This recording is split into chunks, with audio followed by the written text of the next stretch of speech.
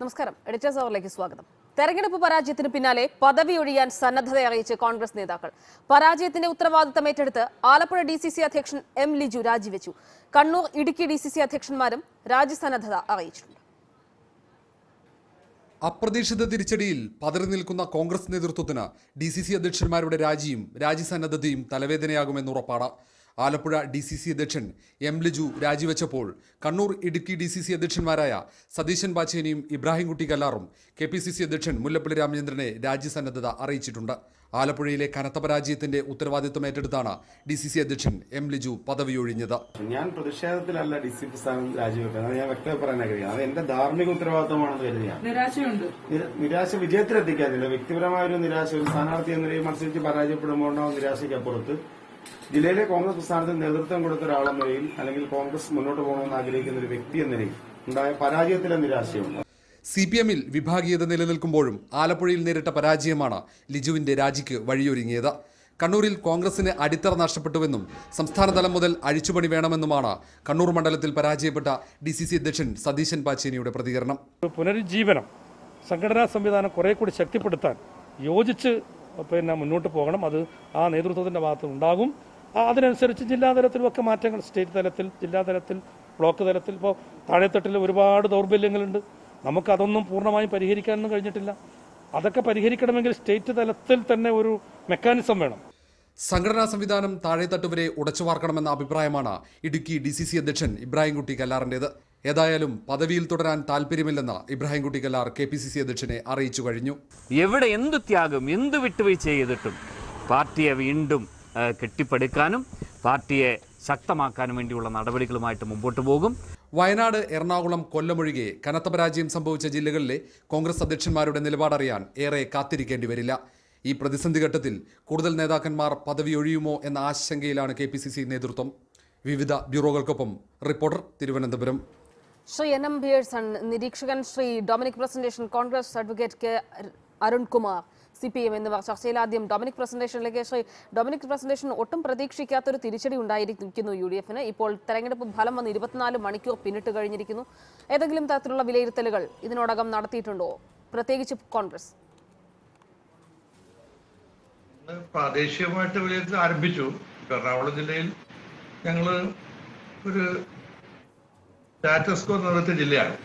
ഞങ്ങൾ ജയിക്കേണ്ട 2-3 സീറ്റ് ഞങ്ങൾ പരാജയപ്പെട്ടു. അപ്പൊ അതെന്തുകൊണ്ടാണ് ഞങ്ങൾ പരിശോധിക്കുകയാണ്. ബൂത്ത് ലെവൽ വോട്ടർ എടുത്ത് നോക്കണം.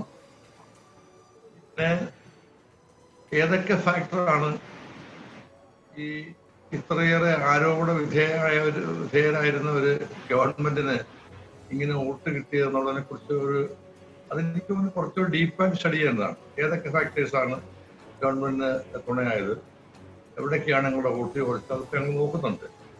ഏകദേശം ഞങ്ങൾ ജയിക്കേണ്ട മണ്ഡലമായിരുന്നു കൊച്ചിയും വൈപ്പിനും. അവിടെ 2 സ്ഥലത്ത് ഞങ്ങൾ തകർത്തത് 2020-ആണ്.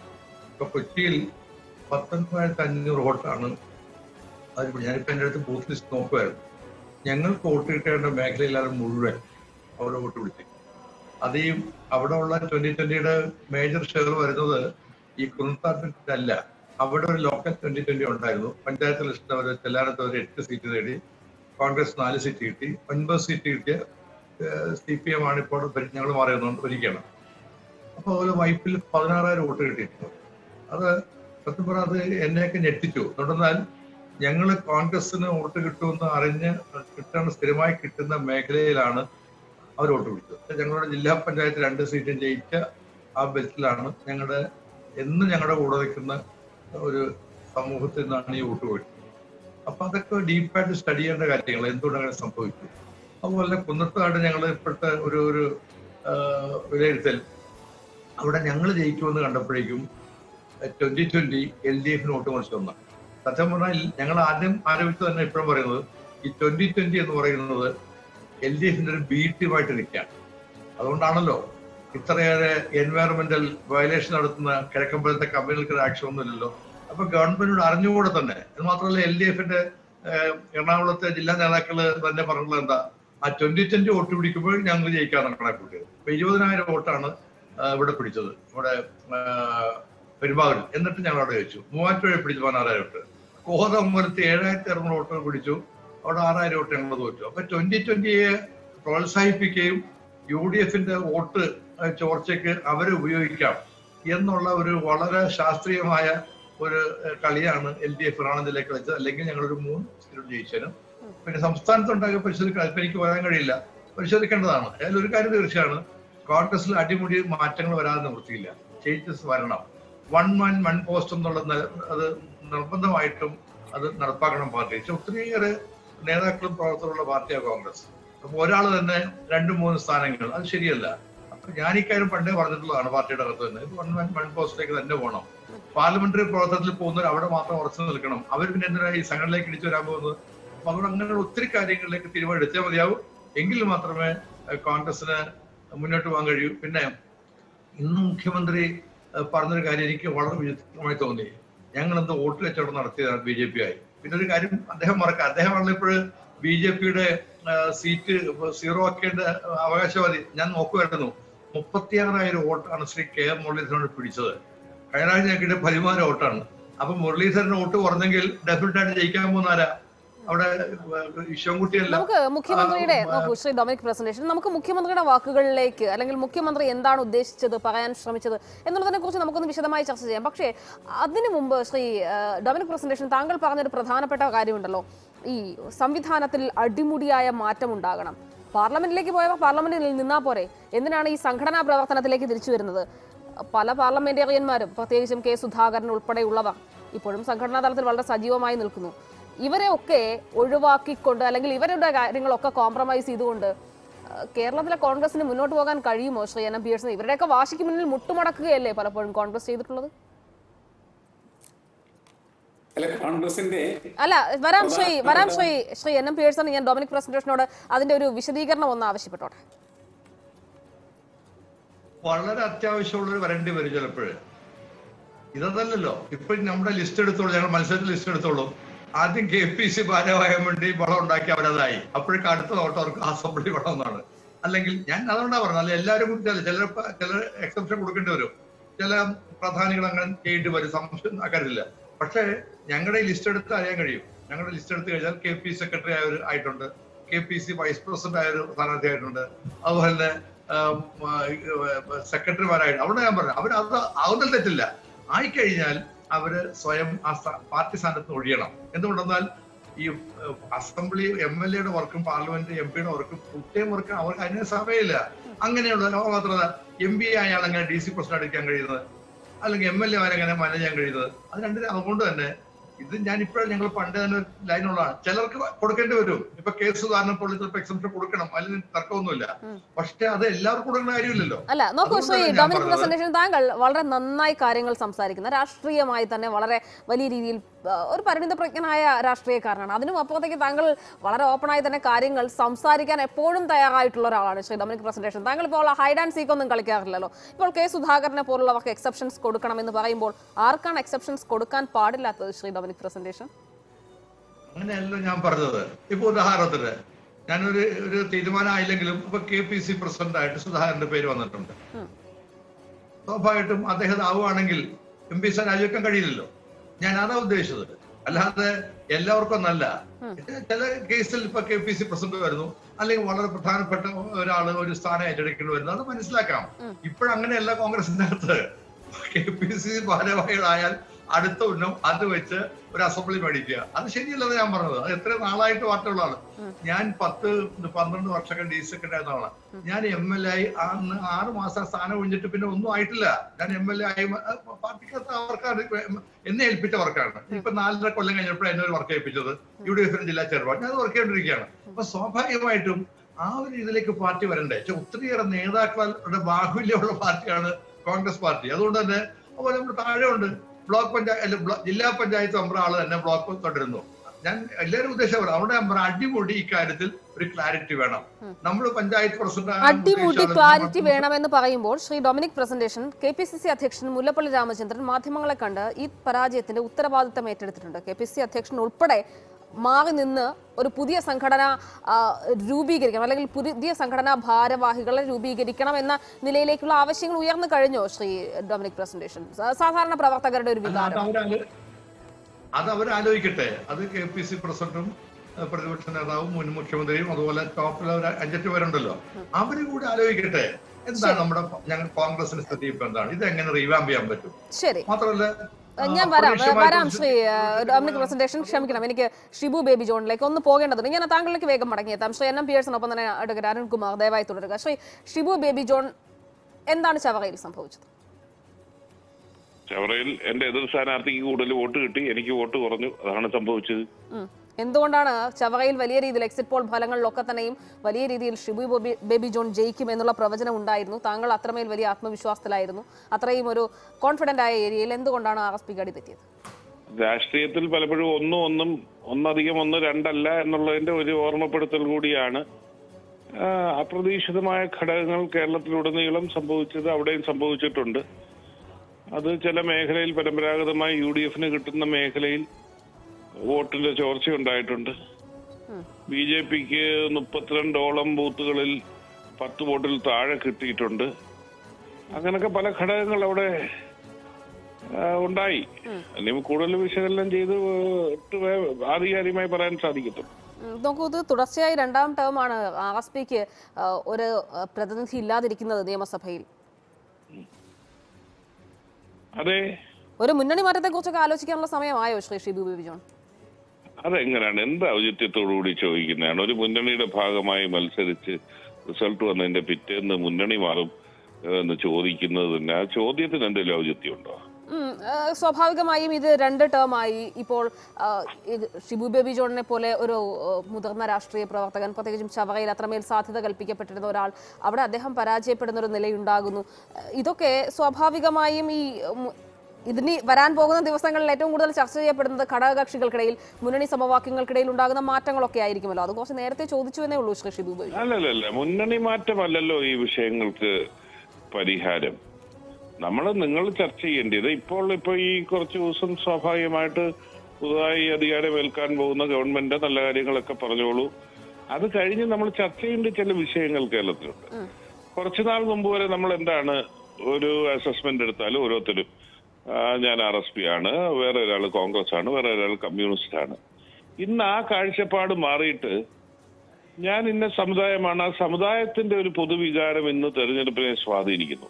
2014 BJPയുടെ വരവോടുകൂടിയാണ് തുടക്കം കുറിച്ചതെങ്കിലും ഇന്നത് വർദ്ധിത വീര്യത്തോട് ഓരോ തെരഞ്ഞെടുപ്പിലും അത് പ്രതിഫലിക്കുകയാണ്. ഇത് കണ്ടില്ലെന്നടിച്ച് എത്ര കാലത്ത് കേരളത്തിന് പോകാനൊക്കും? 2016 അതുണ്ടായി, 2019 ഞങ്ങൾക്ക് അനുകൂലമായി ഉണ്ടായി, 2021 വീണ്ടും LDF അനുകൂലമായി ഉണ്ടായി. ഇത് കേരളത്തിന്റെ ഒരു സമ്പന്നമായ ഒരു രാഷ്ട്രീയ സംസ്കാരം ഉണ്ടല്ലോ, കേരളത്തെ മറ്റ് സംസ്ഥാനങ്ങളിൽ നിന്ന് വിഭിന്നമാക്കിയ ഒരു സംസ്കാരം, അതിന്റെ ഒരു സമ്പൂർണ്ണ അപജയമാണ് കേരളത്തിൽ നടക്കുന്നത്. അത് നേതാക്കന്മാരെങ്കിലും പറയുന്നത് കേട്ടതുകൊണ്ടല്ല. നിങ്ങൾ തന്നെ ഓരോ ബൂത്തും ഓരോ പ്രദേശത്തെ ഓരോ രീതിയും എടുത്ത് പരിശോധിച്ചു കഴിഞ്ഞാൽ കേരളത്തിന് നഷ്ടമാകുന്നത് കേരളത്തിന്റെ രാഷ്ട്രീയമാണ് എന്നുള്ളത് തിരിച്ചറിയണം. നാളെ ഒരുപക്ഷെ ഞങ്ങളും ഇതിന്റെ ഗുണഭോക്താവും. പക്ഷെ അതിൽ ഞാൻ അഭിമാനിക്കുന്നില്ല.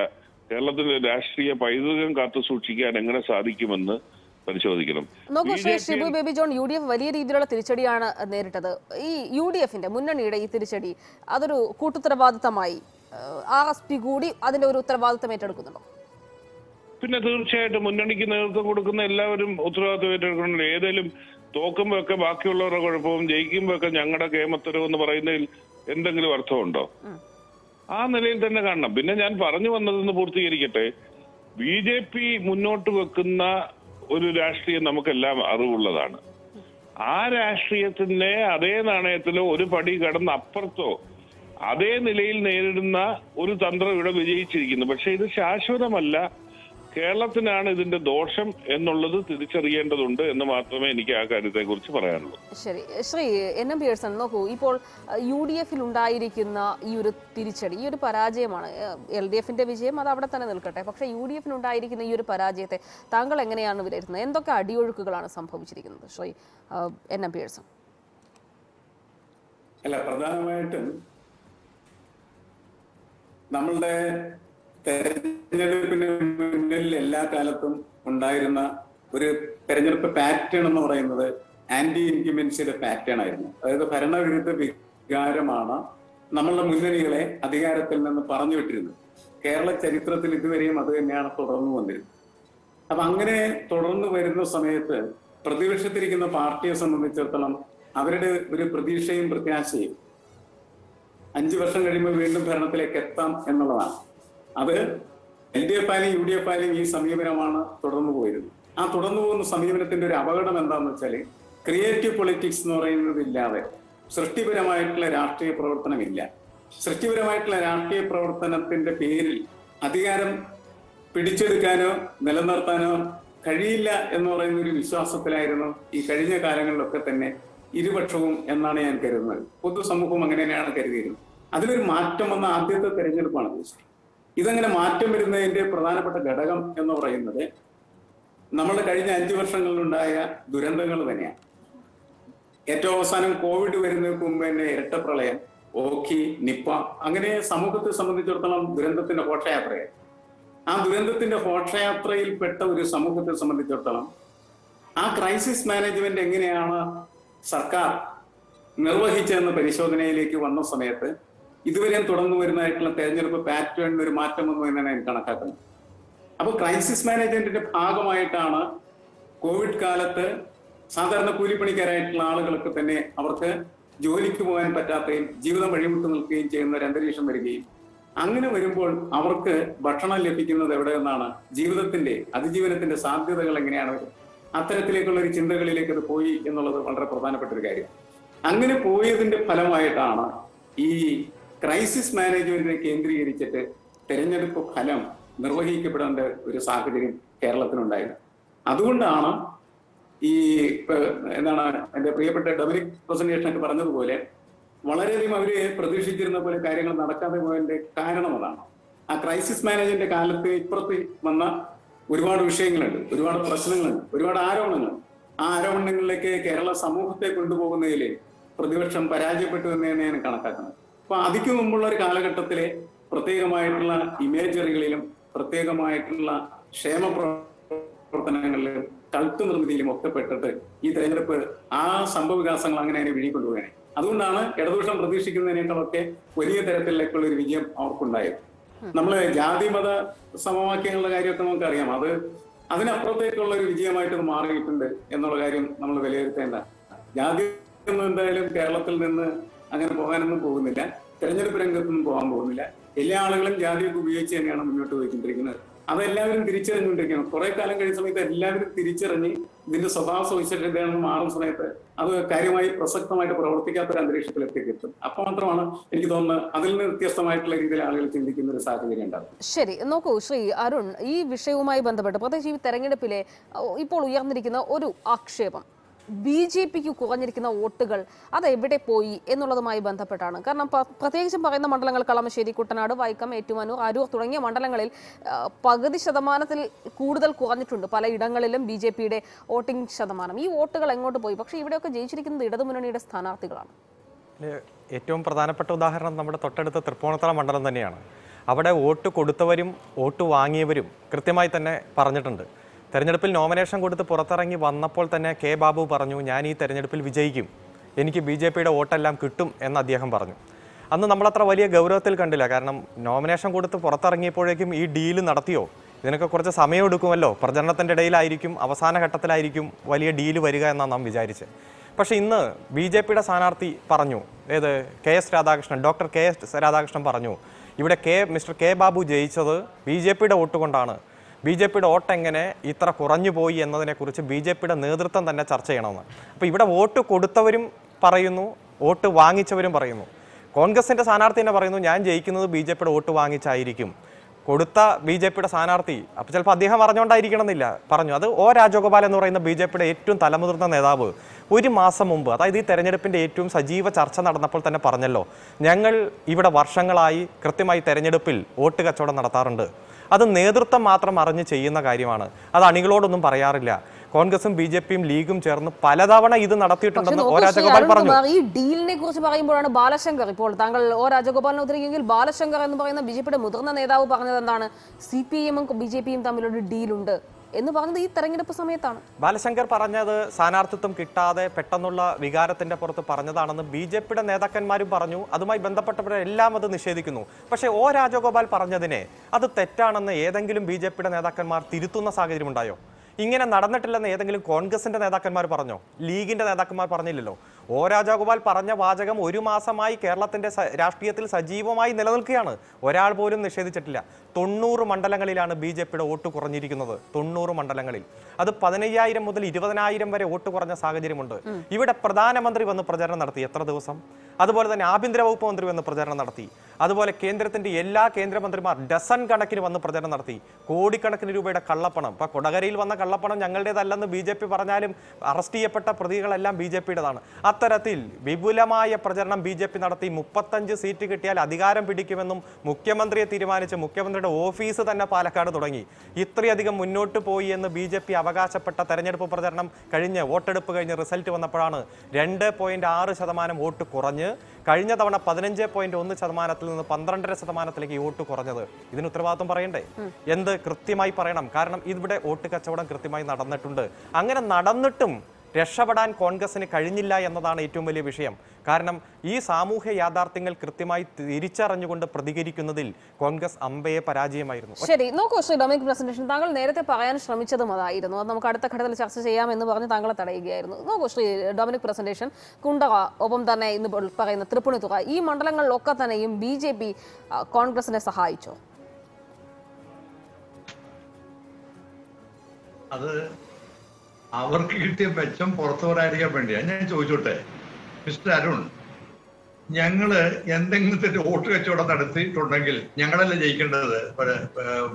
നേമത്ത് ഞങ്ങൾക്ക് എഴുതാൻ കിട്ടിയ 13,000 വോട്ടായിരുന്നു. അവിടെയാണ് മുരളീധരൻ വന്ന് 36 വോട്ട് പിടിച്ചു. അതുകൊണ്ടാണ് ജയിച്ചത്. അപ്പൊ ഞങ്ങളാണ് അവിടെ നേമത്ത് BJP തോപ്പിച്ചവര്. എന്നിട്ട് ഞങ്ങളുടെ പുറത്ത് കച്ചവടം ആലോചിക്കുക. അതുപോലെ പാലക്കാട് ആരാ തോപ്പിച്ചവിടെ? മഞ്ചേശ്വരത്ത് ആരാ തോപ്പിച്ചത്? UDF അല്ലേ?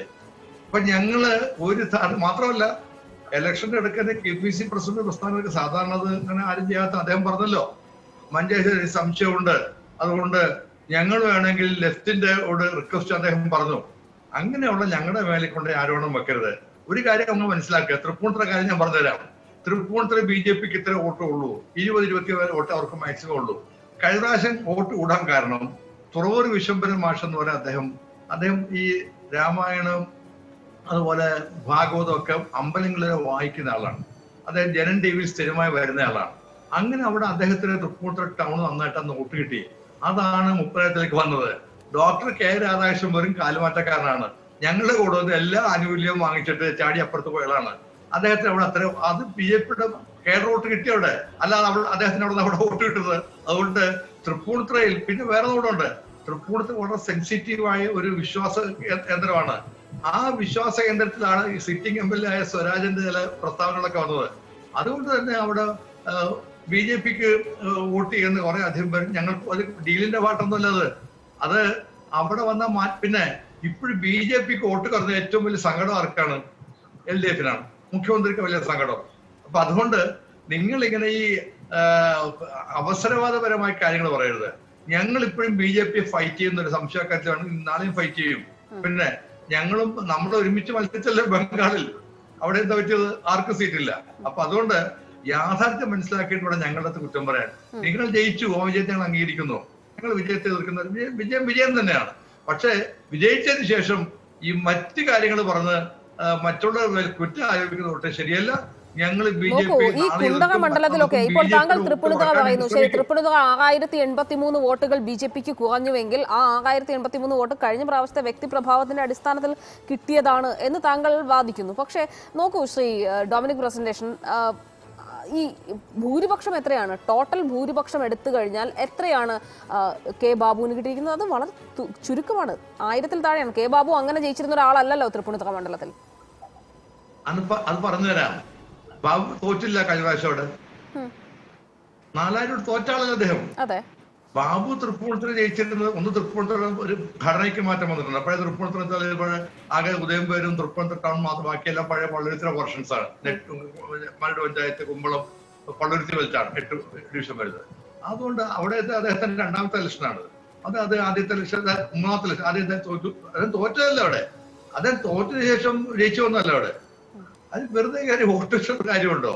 അവിടെ ഞാൻ പറഞ്ഞല്ലോ, ഓരോ കോൺസ്റ്റിറ്റ്യൂൻസി എടുക്കുമ്പോഴേക്കും അതിന് പ്രത്യേകത അറിയുള്ളൂ. അതുപോലെ ഒരു കാര്യം പറഞ്ഞേക്കാം, BJPക്ക് ഇനി വോട്ട് കുറയാൻ പോകുന്നു. എന്തുകൊണ്ടെന്നാൽ BJPക്ക് ബന്ധം വോട്ട് ചെയ്യുന്നത് മോഡിയുണ്ട്, തരംഗമുണ്ട്, അതൊക്കെ മാറിയിരിക്കുന്നു. BJPയിൽ അട്രാക്ഷൻ പോയിരിക്കുന്നു. പക്ഷെ CPM-ന് ഇപ്പോഴും ആഗ്രഹം എന്താ? പണ്ടും BJPക്ക് വോട്ട് ചെയ്ത ആൾക്കാരും അവർക്ക് തന്നെ വോട്ട് ചെയ്ത് നിങ്ങൾക്ക് ജയിക്കാൻ വേണ്ടി അങ്ങനെ കാര്യമുണ്ടോ? അതുകൊണ്ട് കോൺഗ്രസിന്റെ കുറെ അണികളുടെ അല്ലെങ്കിൽ അനുഭാവികൾ കുറെ BJPക്ക് വോട്ട് ചെയ്തിട്ടുണ്ടോ നേരത്തെ? BJPയുടെ വോട്ട് എവിടെ പോയി എന്നുള്ളതാണ്. BJPക്ക് എന്തായാലും വോട്ട് കുറഞ്ഞിട്ടുണ്ട്. കഴിഞ്ഞ പ്രാവശ്യം 15.1% BJPയുടെ വോട്ടെങ്കിൽ ഇക്കുറി അത് 11% കൂപ്പുകുത്തുന്ന നിലയുണ്ടായി. എല്ലാ മണ്ഡലങ്ങളിലും ഓൾമോസ്റ്റ് BJPയുടെ വോട്ട് 90 മണ്ഡലങ്ങളിലും BJPയുടെ വോട്ട് ശതമാനം കുറയുന്നൊരു സാഹചര്യം ഉണ്ടായിട്ടുണ്ട്. എവിടെ പോയി BJPയുടെ വോട്ട്? ആർക്ക് ലഭിച്ചു ശ്രീ NM പിയേഴ്സൺ? അല്ല, BJPക്ക് കേരളത്തിൽ എത്ര ശതമാനം വോട്ടാണ് BJP വോട്ടുകളായിട്ടുള്ളത് എന്ന് ഇതുവരെയായിട്ടും ഒരു രാഷ്ട്രീയ പാർട്ടിയും വിലയിരുത്തിയിട്ടില്ല എന്നാണ് എനിക്ക് തോന്നുന്നത്. BJPയുടെ സ്വന്തം വോട്ട് എന്ന് പറയുന്നത് അത്രമാത്രം പ്രസക്തമായിട്ടുള്ള രീതിയിലുള്ള ഒരു കേഡർ സ്വഭാവം ഉള്ള RSSും അതിന്റെ സംഘപരിവാർ കക്ഷികളും ഒക്കെ ചേർന്നുള്ള കുറെ വോട്ടുകളാണ് BJPയുടെ വോട്ട് എന്ന് പറയുന്നത്. അത് കേരളത്തിന്റെ ഒരു രാഷ്ട്രീയ പരിപ്രേക്ഷ്യത്തിലേക്ക് വളർന്നു കയറാൻ പറ്റുന്ന രീതിയിൽ വികസിച്ചിട്ടില്ല എന്നുള്ള കാര്യം നമ്മൾ എല്ലാവരും വിലയിരുത്തേണ്ടതാണ്. അവര് പതുക്കെ ഇടിച്ച് കയറാനായിട്ട് ശ്രമം നടത്തിക്കൊണ്ടിരിക്കുകയാണ് ചെയ്യുന്നത്. കേരളത്തിന്റെ ഒരു മതേതര സാംസ്കാരിക രാഷ്ട്രീയ രൂപം അവർക്ക് അങ്ങനെ പടർന്നു കയറാനായിട്ടുള്ള ഒരു അന്തരീക്ഷം യഥാർത്ഥത്തിൽ കേരളത്തിൽ ഒരുക്കിയിട്ടില്ല എന്നുള്ളതാണ്. അതുകൊണ്ടാണ് മുഖ്യമന്ത്രി BJPയുടെ അക്കൗണ്ട് ക്ലോസ് ചെയ്യാൻ പറ്റിയത്. അങ്ങനെ ക്ലോസ് ചെയ്യാൻ പറ്റുന്നത് എന്തുകൊണ്ടെന്ന് ചോദിച്ചാല്, ഇപ്പൊ നിയമത്തെ കാര്യം പരിശോധിച്ചാൽ ശക്തമായിട്ടുള്ള മത്സരം 3 പാർട്ടികളും കാഴ്ചവെച്ചതുകൊണ്ട് മാത്രമാണ് അവിടെ BJP പരാജയപ്പെട്ടത്. കാരണം BJPയുടെ സ്വന്തം വോട്ടുകൾ എന്ന് പറയുന്നത് അത്ര വരുന്നില്ല. അതാണ് പ്രശ്നം. കഴിഞ്ഞ തവണ അവർ ജയിക്കുന്ന സമയത്ത് BJPയുടെ വോട്ട് കൊണ്ടല്ല ഒരാജവൽ ജയിച്ചത്. അദ്ദേഹത്തിന്റെ ഒരു വ്യക്തിപ്രഭാവത്തിന്റെയും ആ മണ്ഡലത്തിലേക്ക് ഒരുപാട് കാലമായിട്ടുള്ള വ്യക്തിബന്ധത്തിന്റെയും ഒക്കെ വളരെ പ്രസക്തമായിട്ടുള്ള ഒരു വിജയമായിരുന്നു അത് എന്ന് നമ്മൾ തിരിച്ചറിയേണ്ടതാണ്. ആ തിരിച്ചറിവ് ഉണ്ടായതിന്റെ അടിസ്ഥാനത്തിൽ തന്നെയാണ് എനിക്ക് തോന്നുന്നത് ഇത്തവണ അതിശക്തമായിട്ട് മത്സരം നടത്താനായിട്ട് കോൺഗ്രസും അതുപോലെ CPM തയ്യാറായത്. അതിന്റെ ഫലമായിട്ടാണ് ആ അക്കൗണ്ട് അടച്ചുപൂട്ടപ്പെട്ടത്. അതായത് സ്വന്തം അക്കൗണ്ട് അല്ലാതെ BJPയുടെ. അതുകൊണ്ടാണ് അത് അടച്ചുപൂട്ടാനായിട്ട് പറ്റിയത്. ഇപ്പോ മഞ്ചേശ്വരത്ത് നമ്മൾ പരിശോധിച്ചാൽ കഴിഞ്ഞ തവണ ഉണ്ടായിരുന്നതിനേക്കാൾ വോട്ട് വർധനമുണ്ടായിട്ടുണ്ട്. മഞ്ചേശ്വരത്ത് അവർക്കൊരു ബേസിക് വോട്ടുണ്ട്, നേമത്ത് അവർക്കൊരു ബേസിക് വോട്ടുണ്ട്. മറ്റ് കേരളത്തിലെ ഒരു മണ്ഡലത്തിലും അവർക്ക് ഈ ബേസിക് വോട്ട് എന്ന് പറയുന്നത് 10% കൂടുതലില്ല എന്ന് കരുതുന്ന ഒരാളാണ്. അത് 10%-നേക്കാൾ കൂടുതലായി വരുന്നത് നമ്മുടെ കേരള രാഷ്ട്രീയത്തിന്റെ സ്വഭാവങ്ങളിലെ വലിയ തരത്തിലുള്ള ഒരു വൊളറ്റിലിറ്റി ഉണ്ടാവുന്ന സമയത്താണ്. ആ വൊളറ്റിലിറ്റി ഉണ്ടാവുമെന്ന് പറഞ്ഞിട്ടുണ്ടെങ്കിൽ രാഷ്ട്രീയത്തിൽ നിന്ന് കുറെ കൂടി മതകേന്ദ്രീകൃതമായിട്ട് കേരള രാഷ്ട്രീയം എപ്പോഴൊക്കെയാണോ ഉദിക്കുന്നത് ആ സമയത്ത് മാത്രമാണ് അവർക്ക് അവിടെ ഒരു വലിയ സ്വില്ലിംഗ് ഉണ്ടാവുന്നത് വോട്ടിന്റെ കാര്യത്തിൽ. അതിനപ്പുറത്തേക്ക് BJPക്ക് വോട്ടില്ല എന്നുള്ള കാര്യം മനസ്സിലാക്കുക. കേരളത്തിലെ ഇടതുപക്ഷവും കോൺഗ്രസും മറ്റ് രാഷ്ട്രീയ പാർട്ടികളും ഈ വോട്ട് കച്ചവടത്തെ കുറിച്ചുള്ള ചർച്ച അവസാനിപ്പിക്കുന്നതാണ് നല്ലത് എന്നാണ് എനിക്ക് തോന്നുന്നത്. അതൊരു ശരിയായ രാഷ്ട്രീയ കാഴ്ചപ്പാട് പോലും അല്ല എന്നുള്ളതാണ്. ഇത് നിരന്തരമായിട്ട് എല്ലാ ആളുകളും ഇങ്ങനെ പറയുകയും മാധ്യമങ്ങൾ എല്ലാ ആളുകളും വിളിച്ചിരുത്തി വോട്ട് കച്ചവടത്തിന്റെ ചർച്ച നടത്തിക്കൊണ്ടിരിക്കും. അല്ല, നോക്കൂ ശ്രീ NM പിയേഴ്സൺ, അതിൽ അറിയേണ്ട ഒരു കാര്യമുണ്ടല്ലോ. ഇപ്പോൾ നേരത്തെ ഞാൻ പറഞ്ഞ ചില മണ്ഡലങ്ങൾ, പ്രത്യേകിച്ചും കളമശ്ശേരി, കുട്ടനാട്, വൈക്കം, ഏറ്റുമാനൂർ, അരൂർ, കായംകുളം, ചങ്ങനാശ്ശേരി, കോന്നി, അരുവിക്കര, വാമനപുരത്തൊക്കെ 3%, കഴിഞ്ഞ പ്രാവശ്യം 10% അത് ഇപ്രാവശ്യം 3% കൂപ്പുകുത്തുന്ന ഒരു നിലയുണ്ടാകുന്നു. അപ്പോൾ ഈ വോട്ടുകൾ എവിടെയാണ് പോയത്? ഇതെങ്ങനെയാണ് ഇങ്ങനെ ഒരു മാസമായിട്ട് തന്നെ ഒരു കൺവേർഷൻ ഉണ്ടായിരിക്കുന്നത് എന്നൊരു സംശയം ഉണ്ടാകുമല്ലോ സ്വാഭാവികമായും ശ്രീ NM. പ്രശ്നം എന്താണെന്ന് വെച്ചാൽ BJPക്ക് എന്ത് രാഷ്ട്രീയ പ്രവർത്തനമാണ് കേരളത്തിലുള്ളത്? BJP എന്ത് രാഷ്ട്രീയമാണ് ഇവിടെ പ്രവർത്തിക്കുന്നത്? ഒരു പ്രായോഗിക രാഷ്ട്രീയത്തിന്റെ മേഖലയിൽ അവരെവിടെയാണ് നിങ്ങൾ കാണുന്നത്? അമ്പലത്തിലും അതേപോലെ തന്നെ ശബരിമലയിലും ഒക്കെ മാത്രം രാഷ്ട്രീയ പ്രവർത്തനം നടത്തിയാൽ സമൂഹത്തിൽ രാഷ്ട്രീയമായിട്ട് എന്തെങ്കിലും മാറ്റം ഉണ്ടാക്കാനും രാഷ്ട്രീയ അടിത്തറ ഉണ്ടാക്കാനായിട്ട് കഴിയും. അവർ നടത്തിയ ഒരു സമരം എന്ന് പറയുന്നത് കുറെ കാലങ്ങൾക്ക് മുമ്പ് ആറന്മുളയിൽ വിമാനത്താവളം വരുന്നതിനെതിരെ നടത്തിയ ഒരു എൻവയോൺമെന്റൽ ബേസ്ഡ് ആയിട്ടുള്ള സമരം ഉണ്ടായി. അതാണ് അവർ ആകെ നടത്തിയ ഒരു രാഷ്ട്രീയ പ്രവർത്തനം എന്ന് പറയുന്നത്. അതല്ല എന്ത് രാഷ്ട്രീയ പ്രവർത്തനമാണ് നടത്തുന്നത്? കേരളത്തിൽ ഇപ്പോ മുഖ്യധാര രാഷ്ട്രീയ പ്രസ്ഥാനങ്ങളൊക്കെ തന്നെ രാഷ്ട്രീയ പ്രവർത്തനം എന്ന് പറയുന്നത് വളരെ കുറച്ചു മാത്രമാണ് നടത്തുന്നത്. കാരണം ജനങ്ങളുടെ പ്രശ്നങ്ങൾക്ക് പരിഹാരം കാണുന്നതിന് വേണ്ടി നിരന്തരമായിട്ടുള്ള പോരാട്ടങ്ങൾ നടത്തിയാണ് കേരളത്തിലെ എല്ലാ രാഷ്ട്രീയ പ്രസ്ഥാനങ്ങളും വളർന്നു വന്നിട്ടുള്ളത്. അത്തരത്തിലുള്ള ഒരു രാഷ്ട്രീയ പ്രവർത്തനം നടത്തുന്ന മേഖലയിലേക്ക് BJP എവിടെയാണ് എത്തിയിട്ടുള്ളത്? അല്ല, താങ്കൾ ഇപ്പോൾ പറയുന്ന ഈ രാഷ്ട്രീയ പ്രവർത്തനം എല്ലാവരും ആ രാഷ്ട്രീയ പ്രവർത്തനം എന്നുള്ളതിൽ നിന്ന് പിന്നോട്ട് പോകുന്ന ഒരു നിലയുണ്ടാകുന്നു എന്ന് പറയുമ്പോൾ CPIM ഉൾപ്പെടെയുള്ള പാർട്ടികളെയാണോ താങ്കൾ ഈ പറയുന്നത്? തീർച്ചയായിട്ടും CPIM ഉൾപ്പെടെയുള്ള പാർട്ടികൾക്ക് പഴയ കാലത്ത് ജനങ്ങളുടെ പ്രശ്നങ്ങൾ ഏറ്റെടുത്ത് നടത്തിയിരുന്നതായിട്ടുള്ള സമര മേഖലകളും സമരമുഖങ്ങളും എവിടെയാണുള്ളത് ശരിക്കും പറഞ്ഞു? അത് വളരെ കുറഞ്ഞു വരികയാണ് ചെയ്യുന്നത്. ഞാൻ പറഞ്ഞു, ഈ തെരഞ്ഞെടുപ്പിൽ CPIMന്റെ വിജയത്തിന്റെ അടിത്തറ എന്ന് പറയുന്നത് കഴിഞ്ഞ കാലത്തുണ്ടായ ക്രൈസിസ് മാനേജ്മെന്റിന്റെ വിജയം തന്നെയാണ്. അത് വളരെ സുദീർഘമായിട്ടുള്ള രീതിയിൽ ആ പ്രസ്ഥാനം നിർവഹിച്ചതിന്റെ ഫലമായിട്ട് അതിന് ലഭിച്ച വലിയൊരു അംഗീകാരമാണ്. അത് ആ രീതിയിൽ കണക്കാക്കേണ്ടത് തന്നെയാണ് എന്നാണ് എനിക്ക് തോന്നുന്നത്. അത് അത്ര നല്ല രീതിയിൽ മറ്റ് ആർക്കും തന്നെ ചെയ്യാനായിട്ട് കഴിഞ്ഞിട്ടില്ല എന്നുള്ള തിരിച്ചറിവ് നമുക്കുണ്ടാവേണ്ടത്. ശരി, നോക്കൂ ശ്രീ അരുൺകുമാർ, താങ്കളും ഒരു എറണാകുളം ജില്ലയിൽ നിന്ന് വരുന്ന വ്യക്തിയാണ്. ഇപ്പോൾ ശ്രീ ഡൊമിനിക് പ്രസന്റേഷൻ പറഞ്ഞല്ലോ, തൃപ്പൂണിത്തുറ മണ്ഡലം ഏറ്റവും കൂടുതൽ ഈ തെരഞ്ഞെടുപ്പിൽ ഇടതുമുന്നണിയും ഞെട്ടിച്ച 2 പരാജയങ്ങൾ, ഒന്ന് തൃപ്പൂണിത്തുറയും ഒന്ന് കുണ്ടറയുമായിരുന്നു. ഈ 2 ഇടങ്ങളിലും എന്ത് സംഭവിച്ചു CPIM? തൃപ്പൂണിത്തുറയിൽ ഞാൻ പറഞ്ഞത് തന്നെ കൃത്യമായി കെ ബാബു ആദ്യം പറഞ്ഞതും ഇപ്പോൾ BJPയുടെ സ്ഥാനാർത്ഥി കൃത്യമായി അന്വേഷണം നടത്തണമെന്ന് ആവശ്യപ്പെട്ടതും തന്നെയാണ് ആ തെരഞ്ഞെടുപ്പിലെ തോൽവിക്കുണ്ടായിട്ടുള്ള കാരണം. ഏകദേശം അദ്ദേഹം പരാജയപ്പെട്ടത് നമുക്കറിയാം 992 വോട്ടുകൾക്കാണ്. 6000-ഓളം വോട്ടുകൾ അവിടെ BJPക്ക് കുറയുക ഇപ്പോഴത്തെ രാഷ്ട്രീയ സാഹചര്യത്തിൽ, പ്രത്യേകിച്ച് തൃപ്പൂണിത്തുറ പോലുള്ള മണ്ഡലങ്ങളിൽ, ഇപ്പോൾ മുനിസിപ്പാലിറ്റിയിലായാലും തൃപ്പൂണിത്തുറയിൽ കൃത്യമായി BJPക്ക് സ്വാധീനമുണ്ട്. കൗൺസിലർമാർ അവിടെ പ്രതിപക്ഷം തന്നെ BJPയാണ് തൃപ്പൂണിത്തുറ മുനിസിപ്പാലിറ്റിയിലെ മുഖ്യ പ്രതിപക്ഷം തന്നെ. ഈ മുനിസിപ്പൽ തെരഞ്ഞെടുപ്പിലെ വോട്ടിംഗ് ശതമാനമെല്ലാം എടുത്ത് പരിശോധിച്ചാൽ BJPയുടെ വോട്ട് കൃത്യമായി തന്നെ കോൺഗ്രസിന് പോയിട്ടുണ്ട്. അപ്പോൾ ആ യാഥാർത്ഥ്യം നമ്മൾ തിരിച്ചറിയണം. അത് തന്നെയാണ് ഇപ്പോൾ കുണ്ടറയിലായാലും 14,160 വോട്ടാണ് BJPക്ക് കുറവ് വന്നിരിക്കുന്നത്. അവിടെ മേഴ്സിക്കുട്ടിയമ്മ തോക്കുന്നത് 4,454 വോട്ടിനാണ്. അപ്പോൾ ഏകദേശം കഴിഞ്ഞ തവണ BJPക്ക് കിട്ടിയ വലിയ വോട്ട് അതേപോലെ കുറയുന്ന സാഹചര്യം. ആ കുറഞ്ഞത് കൃത്യമായി കോൺഗ്രസുമായിട്ടുള്ള ധാരണയാണ് എന്ന് 90 മണ്ഡലങ്ങളിൽ ഇത്തരത്തിൽ വോട്ട് കുറയുകയും ഏകദേശം 10ഓളം മണ്ഡലങ്ങളിൽ അത് ഇടതുപക്ഷത്തിൻ്റെ വിജയ സാധ്യതയെ ബാധിച്ചിട്ടുണ്ട് എന്ന രൂപത്തിൽ തന്നെയാണ് ഇപ്പോൾ വിലയിരുത്തിയിരിക്കുന്നത്. കൂടുതൽ പഠനങ്ങളെല്ലാം ഇതുമായി ബന്ധപ്പെട്ടുകൊണ്ട് വരും ദിവസങ്ങളിൽ പുറത്തു വരും. ഏതായാലും കേരളത്തിൽ ഇപ്പോൾ 10ഓളം സർവേകൾ ഈ തെരഞ്ഞെടുപ്പിന് മുമ്പ് വന്നു. ആ സർവേകളിലെല്ലാം ഇടതുപക്ഷം വിജയിക്കുമെന്നാണ് വന്നത്. ഒറ്റ സർവേയിൽ പോലും ആധികാരികമായി UDF ജയിക്കുമെന്ന് പറയുന്ന സാഹചര്യം ഉണ്ടായില്ല. പക്ഷേ തെരഞ്ഞെടുപ്പിൻ്റെ 3 ദിവസം മുമ്പ് 2 ദിവസം മുമ്പ് വരെ KPCC പ്രസിഡന്റ് പറഞ്ഞു ഞങ്ങൾ സെഞ്ചുറി അടിക്കും, 100 സീറ്റ് കിട്ടും എന്നുള്ള രൂപത്തിൽ പറഞ്ഞു. പ്രതിപക്ഷ നേതാവും പറഞ്ഞത് ഞങ്ങൾ സെഞ്ചുറി അടിക്കും എന്ന രൂപത്തിൽ തന്നെയാണ്. ഇത്രയധികം ആത്മവിശ്വാസം UDFന് എങ്ങനെ ഈ തെരഞ്ഞെടുപ്പ് സമയത്തുണ്ടായി? കാരണം സാമൂഹ്യ യാഥാർത്ഥ്യങ്ങൾ തന്നെയാണല്ലോ ഈ സർവേകളിലെല്ലാം പ്രതിഫലിച്ചത്. ഒരൊറ്റ സർവേയിൽ പോലും UDFന് സാധ്യത കൽപ്പിക്കാത്ത സാഹചര്യത്തിൽ ഞങ്ങൾ സെഞ്ചുറി അടിക്കുമെന്ന് പറയണമെങ്കിൽ അതിന് പിന്നിൽ കൃത്യമായിട്ടുള്ള ഡീലുണ്ട്. ഞാൻ ആദ്യം പറഞ്ഞല്ലോ, ഇല്ല നോക്കൂ, ഏതെങ്കിലും ഒരു മുന്നണി തെരഞ്ഞെടുപ്പിൽ മത്സരിക്കുമ്പോൾ ഞങ്ങൾ പരാജയപ്പെടുമെന്ന് അവർ പറയില്ലല്ലോ. ഇല്ല, അവർ പറയില്ല. ഇപ്പോൾ ഞാൻ ആദ്യം സൂചിപ്പിച്ചതിലേക്കാണ് വരുന്നത്. രാജഗോപാൽ അത്തരത്തിലൊരു പ്രസ്താവന പറഞ്ഞിട്ട് അതിനെ തള്ളി പറയാൻ ഇവിടെ BJPയോ അതുപോലെ തന്നെ കോൺഗ്രസോ ലീഗോ തയ്യാറാകാത്ത ഒരു രാഷ്ട്രീയ സാഹചര്യമാണ് കേരളത്തിലുള്ളത്. ഇപ്പോൾ ഇടതുപക്ഷം ഇത്രയധികം വിജയത്തിലേക്ക് വന്നപ്പോൾ കഴിഞ്ഞ ലോക്സഭാ തെരഞ്ഞെടുപ്പിൽ വലിയ പരാജയം ഇടതുപക്ഷത്തിനുണ്ടായി. ആ പരാജയത്തിന്റെ കാരണങ്ങൾ കൃത്യമായി പരിശോധിച്ചു, ജനങ്ങളിലേക്ക് ഇറങ്ങിച്ചെന്നു, ജനങ്ങളെ നേരിട്ട് കാണാൻ തയ്യാറായി. പാർട്ടിയുടെ സംസ്ഥാന സെക്രട്ടറി തന്നെ വീട് വീടാന്തരം കയറിയിറങ്ങി ജനങ്ങൾക്ക് പറയാനുള്ളത് കേൾക്കാൻ വേണ്ടി തയ്യാറാകുന്ന സാഹചര്യമുണ്ടായി. അതിനുശേഷം നടന്ന സംസ്ഥാന നിയമസഭകളിലേക്കുള്ള ഉപതെരഞ്ഞെടുപ്പിൽ ഗംഭീരമായിട്ടുള്ള വിജയം ഇടതുപക്ഷത്തിന് കിട്ടി. അതിനുശേഷം പഞ്ചായത്ത് തെരഞ്ഞെടുപ്പിൽ ഇപ്പോൾ മുനിസിപ്പാലിറ്റി ആയാലും കോർപ്പറേഷൻ ആയാലും ജില്ലാ പഞ്ചായത്തായാലും ബ്ലോക്ക് ഗ്രാമപഞ്ചായത്തുകളിലെല്ലാം ആധികാരികമായിട്ടുള്ള വിജയം കിട്ടി. അതൊരു ചരിത്രമായിരുന്നല്ലോ. ആരാണോ കേരളം ഭരിക്കുന്നത് അതിനെതിരെ ഭരണവിരുദ്ധ വികാരം തന്നെയാണ് കേരളത്തിലെ എല്ലാ പഞ്ചായത്ത് തെരഞ്ഞെടുപ്പുകളിലും ഉണ്ടായത്.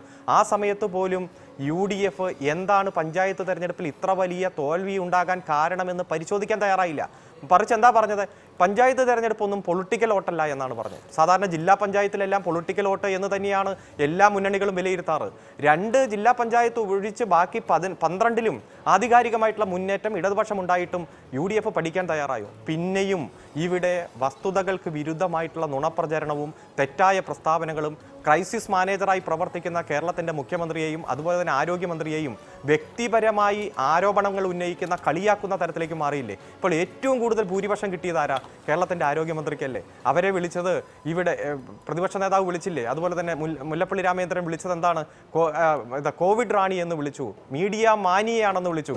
ഇത്രയധികം ആക്ഷേപങ്ങൾ കേൾക്കേണ്ടി വന്ന ആരോഗ്യമന്ത്രി, അതുപോലെ മുഖ്യമന്ത്രി വ്യക്തിപരമായി കുടുംബത്തെ കുലത്തൊഴിലിനെ ആക്രമിക്കുന്ന സാഹചര്യമുണ്ട്. ഇപ്പോഴും കോൺഗ്രസ് എന്താണ് പരാജയ കാരണം എന്ന് പരിശോധിക്കാൻ തയ്യാറാകാതെ വസ്തുതകൾക്ക് വിരുദ്ധമായ ആരോപണങ്ങൾ ഉന്നയിക്കുന്ന സാഹചര്യമാണ്. ഞാൻ ഒരു കാര്യം പറഞ്ഞ് അവസാനിപ്പിക്കാം. ഇവിടെ സാമുദായിക ശക്തികൾ എല്ലാ തെരഞ്ഞെടുപ്പിലും ഇടപെടുന്നതുമായി ബന്ധപ്പെട്ടുകൊണ്ട് പറഞ്ഞു, തെരഞ്ഞെടുപ്പിൻ്റെ അന്ന് തന്നെ 7 മണിക്ക് വന്ന് വോട്ട് രേഖപ്പെടുത്തി ഇവിടുത്തെ ഏറ്റവും പ്രധാനപ്പെട്ട സാമുദായിക സംഘടനയായ NSSന്റെ ജനറൽ സെക്രട്ടറി തന്നെ പറഞ്ഞില്ലേ ഇവിടെ ഭരണമാറ്റം ഉണ്ടാകണമെന്ന്. ഇവിടെ ഭരണമാറ്റം ഉണ്ടായോ?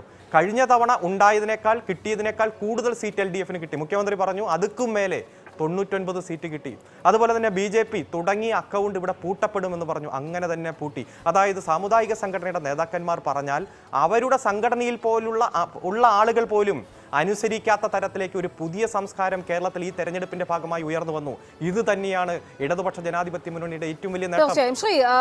ശ്രീ ഡൊമിനിക് പ്രസന്റേഷൻ, ഇപ്പോൾ നിരവധിയായ വിഷയങ്ങൾ ഉണ്ടാകാം നിങ്ങൾക്ക് ചർച്ച ചെയ്യാൻ. പക്ഷേ നോക്കൂ, തുടർച്ചയായി ഉണ്ടാകുന്ന ഈ DCC അധ്യക്ഷന്മാരുടെ രാജി, പ്രത്യേകിച്ചും M. ലിജുവിനെ പോലെയുള്ള DCC അധ്യക്ഷന്മാരുടെ രാജി, ധാർമ്മിക ഉത്തരവാദിത്തം ഏറ്റെടുത്തുകൊണ്ടാണ് ഇവരുടെ ഒക്കെ തന്നെയും രാജി ഉണ്ടാകുന്നത്. UDFനെ വലിയ രീതിയിൽ, പ്രത്യേകിച്ചും കോൺഗ്രസിനെ വലിയ രീതിയിൽ പ്രതിസന്ധിയിലാക്കുന്നതല്ലേ ശ്രീ ഡൊമിനിക് പ്രസന്റേഷൻ ഈ രാജികൾ?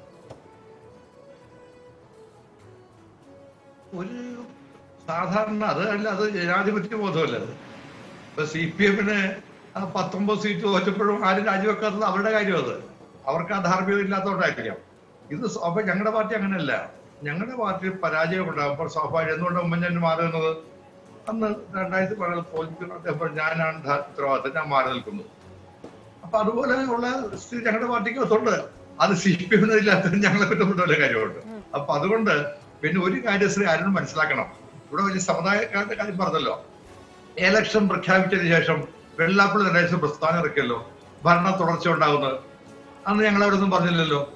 എന്ന് മാത്രമല്ല, അതിന് ഏതാനും മാസങ്ങൾക്ക് മുമ്പല്ലേ മുഖ്യമന്ത്രി അടക്കം 4 മന്ത്രിമാര് കണിച്ചു തുടങ്ങി അദ്ദേഹത്തിന്റെ വീട്ടിൽ പോയത് ഞങ്ങളെല്ലാം പറഞ്ഞോ? നേരെ മറിച്ച് ഞങ്ങളുടെ ഒരു പ്രധാന ഘടകകക്ഷിയായ പാണക്കാട് ശിഹാബ് തങ്ങളുടെ വീട്ടിൽ, ഹൈദരാബാദ് തങ്ങളുടെ വീട്ടിൽ ഞങ്ങളുടെ നേതാക്കൾ പോയപ്പോൾ എന്താണ് നിങ്ങൾ വിജയരാഘവൻ പറഞ്ഞത്? അപ്പൊ അതുകൊണ്ട് അതൊന്നും ജനം പറഞ്ഞിട്ടില്ല. ഞാൻ രാഷ്ട്രീയത്തിന് രാഷ്ട്രീയം പറയുക. ഞങ്ങൾ എവിടെയെങ്കിലും ആരെങ്കിലും കാണാൻ പോയാൽ അപ്പ അതിൽ വർഗീയത പറയുക. ഒന്നല്ല, മുഖ്യമന്ത്രി 4 മന്ത്രിമാരാണ് ശ്രീ വെള്ളാപ്പള്ളിയുടെ വീട്ടിൽ പോയി നിങ്ങളുടെ എടുത്ത് കാണിക്ക്, നിങ്ങളുടെ അടുത്ത് ഉണ്ടാവില്ല, വീഡിയോ ക്ലിപ്പിംഗ്സ് ഉണ്ടാവുമല്ലോ. അപ്പൊ അതിനൊന്നും ഒരു കുഴപ്പമില്ല. ഞങ്ങൾ രാഷ്ട്രീയമായി ഞങ്ങൾ കാണാൻ പോയപ്പോഴേക്കും അതിനവരെ ആക്ഷേപിച്ച് അതിൽ വർഗീയത കണ്ടെത്തിൽ അതിനകത്ത് 10 വോട്ട് കിട്ടുമോ എന്ന് ആലോചിച്ച പാർട്ടിയാണ് CPM. മുഖ്യമന്ത്രിയുടെ കാര്യം എന്തായിരുന്നു? അതെന്താ ഒരു കാര്യം നിങ്ങൾ ഓർക്കുന്നുണ്ടാവുമല്ലോ. അദ്ദേഹം എന്താ പറഞ്ഞത്? കുഞ്ഞാലിക്കുട്ടി തിരിച്ചു വരുന്നു, അദ്ദേഹം പ്രതിപക്ഷ നേതാവാൻ വരുന്ന പറഞ്ഞത്. അതിന്റെ അർത്ഥം എന്താ? കോൺഗ്രസിന് പ്രസക്തി കുറയുന്നല്ലേ പറഞ്ഞത്. അതെന്തിനാ പറഞ്ഞത്? അത് പറഞ്ഞത് മറ്റു ഭൂരിപക്ഷ വിഭാഗങ്ങളും മറ്റു മുസ്ലിം കോൺഗ്രസിലെ തന്നെ വിഷയത്തിലേക്ക് വന്നാൽ കോൺഗ്രസിന് അടിത്തറ നഷ്ടപ്പെട്ടുവെന്നാണ് ഇന്ന് കണ്ണൂർ DCC അധ്യക്ഷൻ സതീശൻ പാച്ചേനി പറയുന്നത്. ശ്രീ ഡൊമിനിക് പ്രസന്റേഷൻ, അത്രമേൽ നിരാശരാണ് പ്രവർത്തകർ. അല്ല, അത് ഞാൻ പറഞ്ഞല്ലോ, അടിമുടി ആലോചിക്കണ്ടേ. ഇപ്പൊ കണ്ണൂരിൽ ഞങ്ങൾ 5 സീറ്റ് ജയിക്കുമെന്ന് പ്രതീക്ഷിച്ചു. അവിടെ 2 സീറ്റ് ജയിച്ചുള്ളൂ. കണ്ണൂർ ഞങ്ങൾ ജയിക്കേണ്ട സീറ്റാണ്, കോർപ്പറേഷനിൽ പിടിച്ച സീറ്റില്ല. എന്തുകൊണ്ടാണ് അവിടെ തോറ്റ അദ്ദേഹം തന്നെ ആലോചിക്കേണ്ട കാര്യമാണ്. കണ്ണൂർ കോർപ്പറേഷൻ ഞങ്ങൾ ഒറ്റയ്ക്ക് നല്ല ഭൂരിപക്ഷം നേടിയ കണ്ണൂർ ഏരിയ ആണ്. അവിടെയാണ് ഈ 1500 വോട്ട് പരാജയപ്പെട്ടത്. എന്തുകൊണ്ടെന്ന് ആലോചിക്കണ്ടേ. ആ അടിത്തറ പോയതുകൊണ്ട് മാത്രമായിരിക്കില്ലല്ലോ. ഞാൻ പറയുന്നത് കോൺഗ്രസിന് തീർച്ചയായിട്ടും ഒരു റീവാമ്പിങ് ആവശ്യമാണ്, ഇൻട്രോസ്പെക്ഷൻ ആവശ്യമാണ്. അത് എല്ലാ തലങ്ങളിലും വേണം. അതിന് ഇപ്പോൾ ഇവിടെ 10ഓളം സർവേയുടെ കാര്യം ആരും പറഞ്ഞല്ലോ. ഞാൻ ചോദിക്കട്ടെ, CPPR സംഘടന വർക്ക് ചെയ്യുന്നുണ്ട്, സെന്റർ ഫോർ പബ്ലിക് റിസർച്ച്. അവരുടെ ഒരു വിശകലനം വന്നിരുന്നു ഇലക്ഷൻ. അവർ പറഞ്ഞത് LDF UDF തമ്മിൽ 0.1% വ്യത്യാസമുള്ളൂ കേരളത്തിൽ. അതന്നെ വോട്ടിംഗ് വന്നിരിക്കുന്നത്. ഇപ്പോൾ വോട്ടിംഗ് വന്നിരിക്കുന്നത് അതല്ലേ ഉള്ളൂ. അതിന് വരെ BJP വോട്ട് വന്നിട്ടാണോ? ഞാൻ പറഞ്ഞല്ലോ, ശ്രീ പിയേഴ്സൺ പറഞ്ഞ കറക്റ്റാണ്. BJPക്ക് അത്രയും വോട്ടൊന്നും പലപ്പോഴും പലയിടത്തും ഇല്ല. പിന്നെ ചില സന്ദർഭങ്ങളിൽ ചില പ്രത്യേക സാഹചര്യം വോട്ട് കിട്ടാറുണ്ട്. അതൊഴിച്ച് BJPക്ക് അങ്ങനെ നിങ്ങൾ ഈ പറഞ്ഞ വോട്ടൊന്നുമില്ല. ഒരു പ്രാവശ്യം BJPക്ക് 16 വോട്ട് കിട്ടിയ ഓട്ടോടെ നിൽക്കുമോ? നിൽക്കില്ല, മാറിക്കൊണ്ടിരിക്കും. അപ്പൊ അതുകൊണ്ട് ഈ ജയിച്ചത് ഞങ്ങൾ അംഗീകരിക്കുന്നു. നോക്കൂ ശ്രീ ഡൊമിനിക് പ്രസന്റേഷൻ, നമുക്ക് ഈ തെരഞ്ഞെടുപ്പിന് തൊട്ട് മുമ്പുള്ള ദിവസങ്ങളിലെ ചർച്ചകളിൽ പോലും താങ്കൾ പങ്കെടുത്തതാണ്. വോട്ടെണ്ണലിന്റെ താങ്കൾ ഉൾപ്പെടെയുള്ളവരുടെ ആത്മവിശ്വാസം 75+ എന്നുള്ളതായിരുന്നു. 75-ന് മുകളിൽ എത്ര സീറ്റ് വേണമെങ്കിലും ലഭിക്കുമെന്നുള്ളതായിരുന്നു. വെറും ആത്മവിശ്വാസമല്ല, ഓവർ കോൺഫിഡൻസ് ആയിരുന്നു. ഇതൊക്കെ എങ്ങനെയാണ് തെറ്റിപ്പോകുന്നത്? ഇത്രമേൽ വലിയ രീതിയിലുള്ള ഒരു പരാജയം ഏറ്റുവാങ്ങുക. കഴിഞ്ഞ പ്രാവശ്യത്തേക്കാൾ കുറഞ്ഞു സീറ്റുകളുടെ എണ്ണത്തിൽ പോലും കോൺഗ്രസിന്. ഞാൻ ചോദിക്കട്ടെ, എറണാകുളം ജില്ല ഞാൻ പറഞ്ഞ കറക്റ്റായിട്ട് വന്നു. ഞാൻ 11 സീറ്റാ പറഞ്ഞത്. 9 കിട്ടി, 3 തോക്കുള്ള കാരണം ഞാൻ പറഞ്ഞു. അപ്പൊ ഞാൻ എന്റെ അസസ്മെന്റ് ആണ് ഞാൻ നിൽക്കുന്നത്. എന്റെ അസസ്മെന്റ് ബേസ് ഉണ്ടായിരുന്നു. ജില്ലാ പഞ്ചായത്ത് ഞങ്ങൾ പിടിച്ചു, മുനിസിപ്പാലിറ്റി 8 ഞങ്ങൾക്ക് എറണാകുളം ജില്ലയിൽ കിട്ടി, ഒരു ബ്ലോക്ക് പഞ്ചായത്ത് ഞങ്ങൾക്ക് കിട്ടി, പഞ്ചായത്തിൽ ഞങ്ങൾക്ക് 40 83. അപ്പൊ ഞാൻ ആ ഒരു ബേസിൽ എറണാകുളം ജില്ല ബേസിലാണ് ഞാൻ പറഞ്ഞത്. പിന്നെ ഞങ്ങൾക്ക് ഈ ട്രിപ്പ് ഞങ്ങള് ആലപ്പുഴ ഞങ്ങളുടെ കണക്കൂട്ടി 4-5 സീറ്റ് ജയിക്കുന്നായിരുന്നു. ഞാൻ ചോദിക്കട്ടെ, എങ്ങനെയാണ് ആരും ഒരു സീറ്റ് തിരിച്ചു പിടിച്ചത്? അതിലേക്കൊന്നും പോകുന്നില്ല. അപ്പൊ ഇതിന്റെ അകത്തൊക്കെ ഒത്തിരിയേറെ ഒരു കാര്യം എങ്ങനെയാണ് തിരിച്ചു പിടിച്ചത് ശ്രീ ഡൊമിനിക് പ്രസന്റേഷൻ? അങ്ങനെ നമുക്ക് അർത്ഥോക്തിയിൽ നിർത്തേണ്ട കാര്യമുണ്ടോ? ഞാൻ അതിലേക്ക് പോകുന്നില്ല, അതൊക്കെ വരട്ടത്. ഇപ്പൊ നിങ്ങളുടെ ചർച്ചയുടെ കാര്യമല്ലല്ലോ, ഞങ്ങളുടെ പാർട്ടിക്ക് ചർച്ചയുടെ കാര്യമാണ്. അതൊക്കെ ഞങ്ങൾ അന്വേഷിക്കുക എന്താന്നുള്ളത്. ഞാനീ പറയുന്നത് വളരെ വിദഗ്ധമായി നടത്തിയ ഡൊമിനിക് പ്രസന്റേഷൻ അരൂർ സീറ്റിൽ മത്സരിച്ച ഷാനിമോൾ ഉസ്മാൻ പറഞ്ഞത് എന്താണ്? ആനപ്പക വെച്ച് പുലർത്തിയാൽ എങ്ങനെ ജയിക്കും എന്നതാണ്. ആരുടെ ആനപ്പകയാണ് ശ്രീ ഡൊമിനിക് പ്രസന്റേഷൻ? അത് ഷാനിമോളോട് ചോദിക്കുക, എന്നോട് ഒരു കാര്യമില്ല. എനിക്ക് ആ സീറ്റിനെ കുറിച്ച് ധാരണയുള്ള ആളാണ് ഞാൻ. അവിടെ ഷാനിമോളുടെ വയലേഷനും അതിനുശേഷവും ഒക്കെ ഞാൻ അവിടെ എനിക്ക് വലിയ ബന്ധമുള്ള ഏരിയയാണ്. അവിടെ നടന്ന അടിയൊഴുക്ക് അറിയാം. കുറച്ച് കഴിയുമ്പോഴേക്കും എവിടെയാണ് വോട്ട് കുറച്ച് നോക്കിയാൽ മതി. അപ്പൊ അതുകൊണ്ട് അതൊക്കെ ഓരോ പരാജയപ്പെട്ട സ്ഥാനാർത്ഥികളുടെ ഒരു ഇതറിയാമല്ലോ. അപ്പൊ അതുകൊണ്ട് അവിടെ അന്വേഷിക്കണം, അതിന്റെ ബൂത്ത് വൈസ് നോക്കണം ഏതൊക്കെ മേഖലയിലാണ് കഴിഞ്ഞ പ്രാവശ്യം ഷാനിമോൾ ജയിച്ചത്, എവിടെയാണ് കുറവെന്ന് അപ്പോഴേക്കും അറിയാം എന്തുകൊണ്ടാണ് വോട്ട് പോയെന്നുള്ളത്. അപ്പൊ അതുകൊണ്ട് ഇവിടെ ജയിച്ചതിൽ വേണമെങ്കിൽ LDF അഹങ്കരിക്കാം, പക്ഷെ ശാശ്വതമായിരിക്കില്ല. മറിച്ച് ഞങ്ങൾ ജയിച്ചത് മുഴുവൻ എന്തോ BJP വോട്ട് കിട്ടിയാണ്, അവർ ജയിച്ച മുഴുവൻ മറ്റ് മതേതരത്വം കൊണ്ടാണ് എന്ന് മാത്രം പറയരുത്. എന്നാൽ അങ്ങോട്ട് എന്തെല്ലാമാണ് പ്രസ്താവന വന്നിരുന്നത്? ഒരു ഭാഗത്ത് പറയാ ലീഗ് ഞങ്ങൾ വിഴുങ്ങിയെന്ന് പറയാം, മറുഭാഗത്ത് എന്താ പറയുന്നത് ഞങ്ങൾ BJP അഡ്ജസ്റ്റ്മെന്റ്. അതൊക്കെ രണ്ടും കൂടെ അങ്ങനെ യോജിക്കുന്നത്. BJP അഡ്ജസ്റ്റ് ഒരു ഭാഗത്ത് പറയാം, ഒരു ഭാഗത്ത് പറയുന്നത് ലീഗ് ഞങ്ങൾ വിഴുങ്ങിയെന്നാണ്. അത് അത് ഒരു ഇരുതല മൂർച്ചയുള്ള വാളാട്ടി ഉപയോഗിക്കല്ലേ. എങ്ങനെയെങ്കിലുമൊക്കെ രണ്ട് വിഭാഗത്ത് വോട്ട് കിട്ടുക. അപ്പൊ അത് ആ രാഷ്ട്രീയം അതിലും കൊണ്ടുപോകാൻ കഴിയില്ല. അതുകൊണ്ട് ഞങ്ങളുടെ പരാജയം ഞങ്ങൾ ഏറ്റു പറയുന്നു, ഞങ്ങൾ കറക്ഷൻസ് ഉണ്ടാക്കും. ഏതായാലും തോൽവി കൊണ്ട് രാഷ്ട്രീയ പ്രസ്ഥാനം ഒഴിച്ചു പോകില്ലോ. ഈ ഭരണത്തുടർച്ച ഇപ്പൊ മാത്രമല്ല കേട്ടോ, 1977 അടിയന്തരാവസ്ഥ ശേഷം 110 സീറ്റാണ് അന്നത്തെ CP ഉൾപ്പെടെ കോൺഗ്രസിന് കിട്ടി, മറക്കരുത്. ഒറ്റ സീറ്റും പാർലമെന്റിൽ അന്ന് CPM കിട്ടിയിരുന്നില്ല. ഭരണത്തുടർച്ച ഉണ്ടാവുകയും ചെയ്തു. അപ്പൊ അതുകൊണ്ട് ഭരണത്തുടർച്ച എന്നുള്ളത് ചില സന്ദർഭത്തിൽ സംഭവിക്കുന്ന ഒരു കാര്യമാണ്. അതുകൊണ്ട് ഈ ഭരണം തുടർന്ന് കിട്ടിയെന്നുള്ളതുകൊണ്ട് പ്രതിപക്ഷത്തെ ആക്രമിച്ച് ആക്രമിക്കുന്നതല്ല, സ്വയം മനസ്സിലാക്കേണ്ടതുണ്ടല്ലോ. താങ്കൾ തന്നെ പറഞ്ഞു ഇതിനിടയിൽ ഷാനിമോൾ ഉസ്മാന്റെ പരാജയവുമായി ബന്ധപ്പെട്ട് താങ്കൾ തന്നെ പറഞ്ഞു അടിയൊഴുക്കുകൾ എന്നൊരു വാക്ക് താങ്കൾ പറഞ്ഞു. അടിയൊഴുക്കുകൾ ഉണ്ടായത് എവിടെയൊക്കെയാണ് എന്നുള്ളതിനെ കുറിച്ച് പരിശോധിക്കുന്നുണ്ട്. അടിയൊഴുക്കുകൾ ഉണ്ടായിട്ടുണ്ട്. അത് പാർട്ടിയുടെ ഇന്റേണലി നിങ്ങളുടെ ചർച്ചയിൽ പറയേണ്ട കാര്യമല്ലല്ലോ, പാർട്ടിയുടെ ഇന്റേണലി പറയേണ്ട കാര്യമാണ്. അപ്പോൾ പാർട്ടിയുടെ ഇന്റേണലി പറയേണ്ട ചില കാര്യങ്ങൾ ഉണ്ടായിട്ടുണ്ട് പല മണ്ഡലങ്ങളിലും, അല്ലെ ശ്രീ ഡൊമിനിക് പ്രസന്റേഷൻ? ഞാൻ ഉദ്ദേശിച്ചത് അതല്ല, വളച്ചൊടിക്കണ്ട. ഞാൻ ഉദ്ദേശിച്ചത് ഇവിടെ നേരത്തെ പേഴ്സണൽ കാര്യം, ശുഭ ഒരു കാര്യം പറഞ്ഞില്ലേ, എന്താ അദ്ദേഹം പറഞ്ഞത്? ചില മേഖലകളിൽ അടിയൊഴുക്ക് ഉണ്ടായിട്ടുണ്ട്. അത് ഞങ്ങളുടെ പാർട്ടിക്കത്തുണ്ട് അടിയൊഴുക്കല്ല, മറിച്ച് ചില ഒരു ഷിഫ്റ്റിംഗ്. ഇപ്പൊ ഞാൻ ഉദാഹരണത്തിന് പറയാലോ, BJPയെ അറ്റാക്ക് ചെയ്യുന്ന ഞങ്ങളാണ്. ഇടയ്ക്ക് ലാസ്റ്റ് വന്നിട്ട് EDക്കെതിരായിട്ട് ഒരു FIR ഒക്കെ ഇട്ടല്ലോ മുഖ്യമന്ത്രി, ഞങ്ങളാണ് ഫൈറ്റ് ചെയ്യുന്നത്. അത് കാണിക്കുമ്പോഴേക്കും എന്താണ് അതിന്റെ അഡ്വാൻറ്റേജ് കിട്ടുന്നത്? 45% ന്യൂനപക്ഷങ്ങളുള്ള സംസ്ഥാനമാണ് കേരളം. അപ്പൊ അവിടെ ഒരു മെസ്സേജ് കൊടുക്കുകയാണ്, ഞങ്ങളാണ് ഫൈറ്റ് ചെയ്യാൻ തയ്യാറുള്ളത്. ശ്രീ ജോസഫ് വാഴക്കൻ ടെലിഫോണിൽ. ശ്രീ ജോസഫ് വാഴക്കൻ, വലിയ രീതിയിലുള്ള തിരിച്ചടി ഉണ്ടായിരിക്കുന്നു UDFന്. എവിടെയാണ് UDFന് അടിതെറ്റിയത്, കോൺഗ്രസിന് അടിതെറ്റിയത്? അത് പരിശോധിക്കേണ്ട കാര്യമാണ്. പരാജയപ്പെട്ടു പോയി, തോറ്റുപോയി എന്നുള്ളത് സത്യം. അത് പരിശോധിച്ചാലേ ഞങ്ങൾ അല്ല എല്ലാ പിന്നെ BJPയുടെ 90-90ഓളം സീറ്റുകളിൽ വോട്ട് കുറഞ്ഞു പോയി എന്ന് പറഞ്ഞു. മുഖ്യമന്ത്രി ഇന്ന് 3-4 സീറ്റുകളിലാണ് ചൂണ്ടിക്കാണിച്ചത്. ആ 3 സീറ്റുകളിലൊക്കെ BJP UDFന് വോട്ട് ചെയ്തിരുന്നു. ബാക്കി 85 സീറ്റുകളിൽ ആർക്കാ വോട്ട് ചെയ്തതെന്നുള്ളതിനെ കുറിച്ച് നോക്കിയാൽ അറിയാം. ഞാൻ മത്സരിച്ച കാഞ്ഞിരപ്പള്ളി സീറ്റില് അൽഫോൻസ് കണ്ണന്താനാണ് BJPയുടെ സ്ഥാനാർത്ഥിയായിട്ട് വരുന്നത്. 36,000 വോട്ട് BJPക്ക് കഴിഞ്ഞ 2 അസംബ്ലിയിലും പാർലമെന്റിലും കിട്ടിയ സ്ഥലത്ത് അദ്ദേഹത്തിന് കിട്ടിയിരിക്കുന്ന 29,000 താഴെ വോട്ടാണ്. അപ്പം അവിടെ 6,000-7,000 വോട്ട് കാണാൻ എന്തെങ്കിലും പോയി. ജയരാജാണ് അവിടെ നിന്നിരുന്നത്. അപ്പൊ സ്വാഭാവികമായിട്ടും എവിടെ പോയി എന്നുള്ളത് എല്ലാവർക്കും അറിയാവുന്ന കാര്യമാണ്. BJP നേതൃത്വമായി നല്ല അടുത്ത ബന്ധം പുലർത്തുന്ന ഒരാളാണ് അദ്ദേഹം. അപ്പൊ ഇതുപോലെ എത്രയോ സീറ്റുകളില്ല. ഇപ്പൊ കേരള കോൺഗ്രസ് പറയുന്നു അവരുടെ സീറ്റിൽ BJP വോട്ട് തിരിച്ചു ചെയ്തിട്ടുണ്ട്. ആ പാലാ നിയോജകമണ്ഡലത്തിൽ ഉഴവൂർ പഞ്ചായത്ത് ഉൾപ്പെടെ നിരവധി പഞ്ചായത്തുകളിൽ BJPയും കേരള കോൺഗ്രസും ഇടക്കാലത്ത് ഒന്നിച്ചായിരുന്നു വരണം എന്നിട്ട് പറയാൻ ഇപ്പോൾ വോട്ട് പോയത്. കാരണം ഇത്തരം ഘടകകക്ഷികളൊക്കെ BJPയുമായി നല്ല ബന്ധം പുലർത്തുന്നവരാണ്. SDPI പല ഭാഗത്തും പിന്നെ ഇടതുപക്ഷമായിട്ട് പരസ്യമായിട്ടുള്ള പിന്തുണയാണ്. ഇതൊക്കെ ഇതിനകത്തുള്ളതാണ്.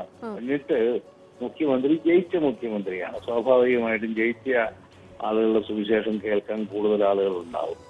അതുകൊണ്ട് അദ്ദേഹം ഇങ്ങനെ പറയുന്നു, ആളുകളെല്ലാം അത് ശരിയാണെന്ന് പറയുന്നു, അല്ലെങ്കിൽ ചാനലുകൾ ഏറ്റു പറയുന്നു. ഇതൊന്നും അല്ല നടന്നിട്ടുള്ളത് കേരളത്തിൽ. ഇത്തരമുള്ള എല്ലാ ശക്തികളുമായി, എല്ലാ വ്യക്തികളുമായി, എല്ലാ സംവിധാനങ്ങളുമായി എല്ലാ വിശുദ്ധ ബന്ധവും പുലർത്തുന്നയാളാണ് കേരളത്തിന്റെ മുഖ്യമന്ത്രി. നമുക്കതൊക്കെ വരുന്ന ആളുകളിൽ കാണാനും അനുഭവിക്കാനും കേരള ജനതയ്ക്ക് കഴിയും, ഭാഗ്യമുണ്ടാകും എന്നാണ് ഞാൻ വിശ്വസിക്കുന്നത്. ശരി, അതാണ് താങ്കളുടെ അഭിപ്രായം. ശ്രീ MT രമേശ്, BJP സംസ്ഥാന ജനറൽ സെക്രട്ടറി, ടെലിഫോൺ ലൈനിൽ. ശ്രീ MT രമേശ്, BJPക്ക് എങ്ങനെയാണ് ഇത്രമേൽ 90 മണ്ഡലങ്ങളിൽ ഇങ്ങനെ ഒരു വോട്ട് കുറയുകയും വോട്ടിംഗ് ശതമാനത്തിന്റെ കാര്യത്തിൽ പോലും ഇത്രമേൽ ഒരു ഇടിവുണ്ടാകുന്നത് എങ്ങനെയാണ് ശ്രീ MT രമേശ്? അതിന്റെ കാരണങ്ങളെ കുറിച്ചിട്ട് പരിശോധിക്കണം. BJP പ്രതീക്ഷിച്ച വിജയം കരസ്ഥമാക്കാൻ വേണ്ടി സാധിച്ചില്ല. ഞങ്ങളുടെ വോട്ടിംഗ് ഷെയർ കുറച്ച് കുറവുണ്ടായിട്ട്. അപ്പൊ അത് ഏത് മണ്ഡലങ്ങളാണ് എന്ന് നോക്കി എന്താണ് അവിടെ സംഭവിച്ചത് പരിശോധിച്ചാലേ അറിയാൻ പറ്റൂ. ഏതായാലും വോട്ട് കുറഞ്ഞു എന്നുള്ളൊരു വസ്തുതയാണ്. ആ വസ്തുത ഞങ്ങൾ അംഗീകരിക്കുന്നു. അതിന്റെ കാരണങ്ങളെ കുറിച്ച് ഇനി പാർട്ടി ഇത് അന്വേഷിച്ച് അതിന്റെ കാര്യങ്ങൾ പരിശോധിച്ചാലേ നമുക്ക് മനസ്സിലാക്കാൻ സാധിക്കും. തെരഞ്ഞെടുപ്പിലെ ദയനീയ തോൽവി പഠിക്കാനായി സമിതിയെ നിയോഗിച്ചു എന്നൊക്കെയുള്ള വാർത്തകൾ പുറത്തു വരുന്നുണ്ട്. അങ്ങനെയുള്ള തീരുമാനങ്ങളൊക്കെ കൈക്കൊണ്ടിട്ടുണ്ടോ BJP ഇപ്പോൾ? അങ്ങനെ ഒരു സമിതിയെ വെച്ച് പരിശോധിക്കുന്ന ഏർപ്പാടൊന്നും BJPക്കില്ല. BJPക്ക് സംഘടനാപരമായ സംവിധാനം ഉണ്ടല്ലോ അത് പരിശോധിക്കാൻ. പ്രത്യേക സമിതി എന്തിനാണ്? പാർട്ടി ഓരോ നിയോജക മണ്ഡലത്തെ സംബന്ധിച്ചുള്ള വിശദമായിട്ടുള്ള പരിശോധന നടത്തും. ആ നിയോജക മണ്ഡലത്തിലെ പാർട്ടി നേതാക്കന്മാരുടെയും പ്രവർത്തകന്മാരുടെയും യോഗം ചേരും. അപ്പൊ അതില് വിശദമായിട്ടുള്ള വിലയിരുത്തലിന് ശേഷം എന്താണ് സംഭവിച്ചത് എന്നുള്ളത് നിഗമനത്തിലേക്ക് പാർട്ടി എത്തും. അപ്പൊ അതിന്റെ എക്സസൈസ് ആരംഭിക്കാനിരിക്കുന്നേ ഉള്ളൂ. ഇന്നലെ റിസൾട്ട് വന്നുള്ളൂ. ശ്രീ MT രമേശ്, ശരിയാണ്, 24 മണിക്കൂർ പിന്നിട്ടിട്ടുണ്ടല്ലോ. പക്ഷേ നിങ്ങളുടെ കണക്കുകൂട്ടലുകൾക്ക് അനുസരിച്ചുള്ള ഒരു തെരഞ്ഞെടുപ്പ് ഫലമല്ല പുറത്തു വന്നത് എന്നുള്ളത് ഇതിനോടകം തന്നെ പ്രതികരണങ്ങളായി പുറത്തു വന്നു കഴിഞ്ഞു. പക്ഷേ നോക്കൂ ശ്രീ MT രമേശ്, ഇപ്പോൾ രണ്ട് മുന്നണികളും, ഇടതു മുന്നണിയാണെങ്കിലും UDF ആണെങ്കിലും ആരോപിക്കുന്നത് ഈ വോട്ട് ഷെയർ പരസ്പരം അങ്ങോട്ടും ഇങ്ങോട്ടും പോയെന്നാണ്. ഇടതു മുന്നണി ആരോപിക്കുന്നു UDF നിങ്ങളുടെ വോട്ട് ലഭിച്ചില്ലായിരുന്നെങ്കിൽ പല മണ്ഡലങ്ങളിലും ഇതിനേക്കാൾ വലിയ രീതിയിലുള്ള തോൽവി ഏറ്റുവാങ്ങുമായിരുന്നു. UDF ആരോപിക്കുന്നത് പല മണ്ഡലങ്ങളിലും BJPയുടെ വോട്ട് ഷെയർ കുറഞ്ഞിട്ടുണ്ട്. പക്ഷെ അത് എങ്ങോട്ട് പോയി? അത് ഇടതു മുന്നണിയിലേക്ക് പോയി. ഈ വിജയത്തിന് BJP ഒരു വലിയ കാരണമായിട്ടുണ്ട് എന്നാണ്. അല്ല, ആ ആരോപണം ഞങ്ങൾക്കുണ്ടല്ലോ. ഞങ്ങൾ ജയിക്കേണ്ട ചില മണ്ഡലങ്ങളിൽ വോട്ട് ഇവർ അങ്ങോട്ടും ഇങ്ങോട്ടും മാറ്റി ചെയ്തു ഞങ്ങളും ആരോപിച്ചിട്ടുണ്ടല്ലോ. അതൊക്കെ ഈ വോട്ട് കുറയുന്ന സമയത്ത്, ഏത് പാർട്ടിക്കും വോട്ട് കുറയുന്ന സമയത്ത് ആ വോട്ട് മറ്റെവിടെയെങ്കിലൊക്കെ പോയിട്ടുണ്ടാകും, സ്വാഭാവികമാണ്. അതിന്റെ കാരണങ്ങളെ കുറിച്ചാണ് പരിശോധിക്കുക. ഇപ്പൊ പാലക്കാട് CPMന്റെ വോട്ട് ഇവിടെ പോയി, BJPയുടെ വോട്ട് എവിടെ പോയി എന്ന് ചോദിക്കുന്ന ആളുകൾ, പാലക്കാട് കഴിഞ്ഞ പ്രാവശ്യം കിട്ടിയ വോട്ട് CPMന് നിലനിർത്താൻ സാധിച്ചില്ലല്ലോ. CPMനെ പോലത്തെ ഒരു പാർട്ടി വോട്ടും ചെയ്തു. സ്വാഭാവികമായിട്ടും BJP തോൽക്കണം എന്നുള്ളതൊക്കെ UDF ചെയ്തിട്ടുണ്ടായിരുന്നു. ഷാഫിർക്കാണോ വോട്ട് ചെയ്തത്? പറയട്ടെ. കഴിഞ്ഞ ബൈ ഇലക്ഷനിലെ മഞ്ചേശ്വരം കിട്ടിയ വോട്ട് ഈ പ്രാവശ്യം LDFന്റെ കാൻഡിഡേറ്റ് ഇല്ലല്ലോ. അതിനേക്കാൾ നല്ല കാൻഡിഡേറ്റിനേക്കാൾ സംസ്ഥാന തലത്തിലുള്ള പ്രധാനപ്പെട്ട DFIയുടെ സംസ്ഥാന നേതാവ് മത്സരിച്ചിട്ട് ആ വോട്ട്, കഴിഞ്ഞ ബൈ ഇലക്ഷനിൽ കിട്ടിയ വോട്ട് പിടിക്കാൻ 44,000 വോട്ടുണ്ടായിരുന്നല്ലോ. ഇപ്രാവശ്യം അത് പിടിച്ചിട്ടില്ലല്ലോ. അപ്പൊ 4,000 വോട്ട് സുരേന്ദ്രനെ തോൽപ്പിക്കാനും വേണ്ടി അത് മുസ്ലിം ലീഗിന് ചെയ്തു എന്നല്ല നമ്മൾ മനസ്സിലാക്കേണ്ടത്.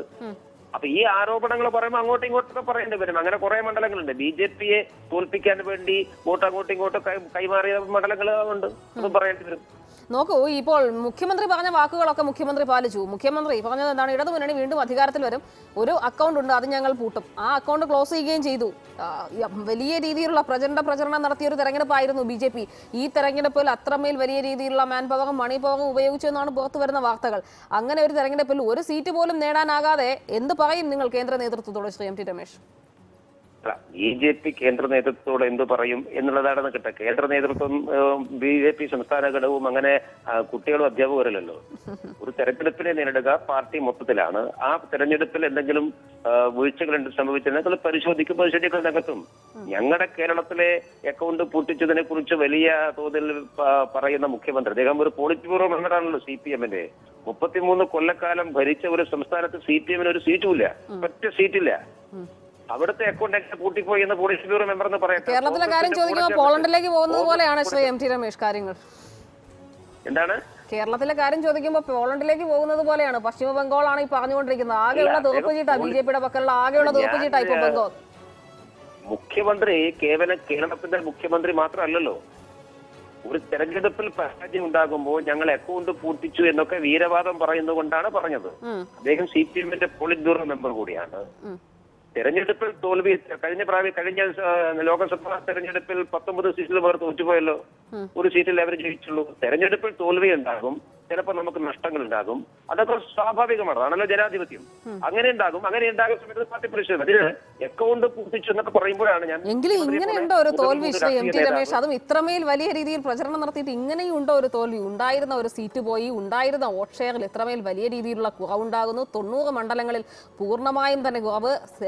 നിങ്ങളുടെ സംസ്ഥാന അധ്യക്ഷൻ 2 മണ്ഡലങ്ങളിൽ മത്സരിക്കുന്നു. കഴിഞ്ഞ പ്രാവശ്യം മഞ്ചേശ്വരത്ത് 89 വോട്ടിനാണ് തോറ്റതെങ്കിൽ ഇക്കുറി 1000-ൽ താഴെ വോട്ടിലേക്കൊക്കെ തോൽക്കുന്ന ഒരു സാഹചര്യം. അതായത് ആ തോൽവിയുടെ എണ്ണത്തിൽ പോലും ഒരു കൂടുതൽ ആഘാതം ഉണ്ടാകുന്ന ഒരു നിലയുണ്ടാകുന്നു. എന്ത് സംഭവിച്ചു ബിജെപിക്ക് ഒരു ലീഡർഷിപ്പ് കപ്പാസിറ്റി ഇല്ലാത്തൊരു സ്ഥിതിയുണ്ടോ സംസ്ഥാനത്ത് ശ്രീ MT രമേശ്?